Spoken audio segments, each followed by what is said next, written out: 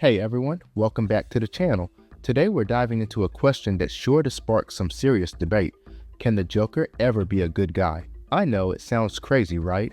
The clown prince of crime as a hero? It's almost impossible to imagine. But let's see if there's any chance for redemption in one of DC's most chaotic villains. We're going to look at the Joker's history, his most iconic portrayals across comics, TV, and movies, and explore whether this agent of chaos could ever turn a new leaf. Let's start by breaking down what makes the Joker so iconic. He's not just your average villain with a straightforward motive like Lex Luthor or Darkseid. The Joker represents pure chaos. He's the ultimate wild card, whether you're watching him terrorize Gotham in The Dark Knight, laughing maniacally in Joker 2019, or trying to outsmart Batman in Batman the animated series. One thing's clear, he thrives on anarchy and breaking society's rules. And this is why the idea of the Joker being good feels almost impossible. He's a villain to his core, right? Well, not entirely. While the Joker's essence is chaos, there have been moments in the comics, like Batman, White Knight, where he's shown a different side.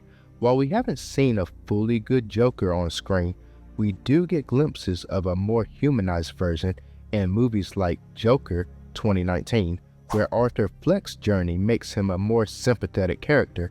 Even if he never truly becomes a hero, the Joker isn't just driven by greed or power. His motivation is often a twisted form of philosophical rebellion. Like Heath Ledger's Joker in The Dark Knight, he's more about proving a point that everyone is just one bad day away from turning into him. He's obsessed with challenging Batman's moral boundaries, forcing Gotham and Batman to question their very understanding of good and evil. And Joaquin Phoenix's version takes that even further, showing us how society's neglect and cruelty can push a man over the edge.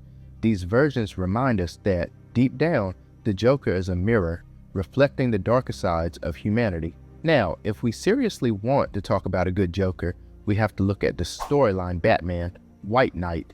In this Elseworld story, we meet a very different Joker, one who actually tries to save Gotham.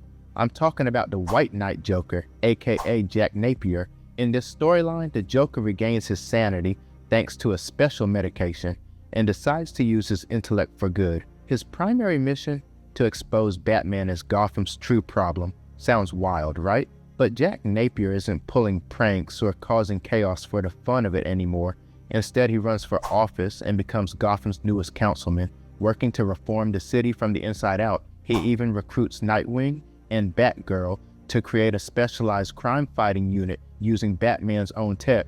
So, in this alternate universe, Joker, now Jack Napier, nearly saves Gotham. But here's the twist. Just when it seems like he might succeed, his efforts are sabotaged by none other than Harley Quinn.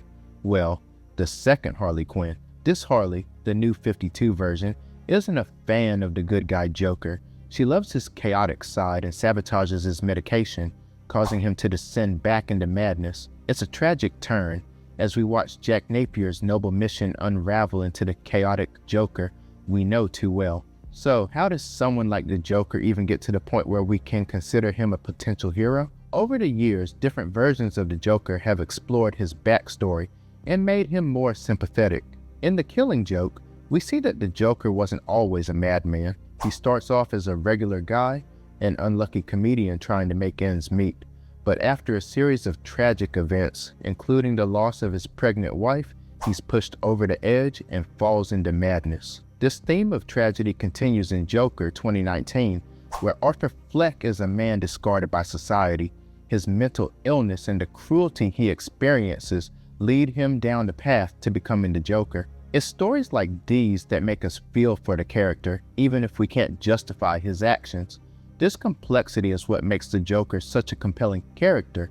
He's not just evil for the sake of being evil. He's a product of trauma, societal neglect, and mental illness.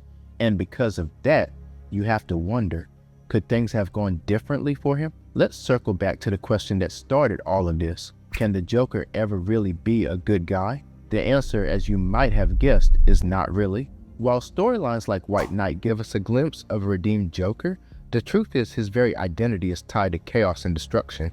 If the Joker stopped being chaotic, would he still even be the Joker? The Joker thrives on pushing Batman to his moral limits, on being the one character who can't be saved. He exists as the ultimate test for Batman, and without that dynamic, the Joker simply wouldn't be the same. So, while we've seen moments where the Joker could have been a force for good, like Jack Napier in White Knight, or the sympathetic origins in The Killing Joke and Joker 2019, the reality is that the Joker's too far gone. His character is so deeply intertwined with chaos that even if he could change, it would never last. Like we saw in White Knight, his dark past and the chaotic nature inside him always pull him back. So can the Joker be a good guy? In some ways, yes, but ultimately, his nature as the Joker keeps pulling him back into the darkness. But what do you think? Could the Joker ever fully redeem himself? Would you want to see him as a hero? Or does he work best as the ultimate villain? Let me know in the comments below, and don't forget to like, share, and subscribe for more deep dives into your favorite characters. Thanks for watching.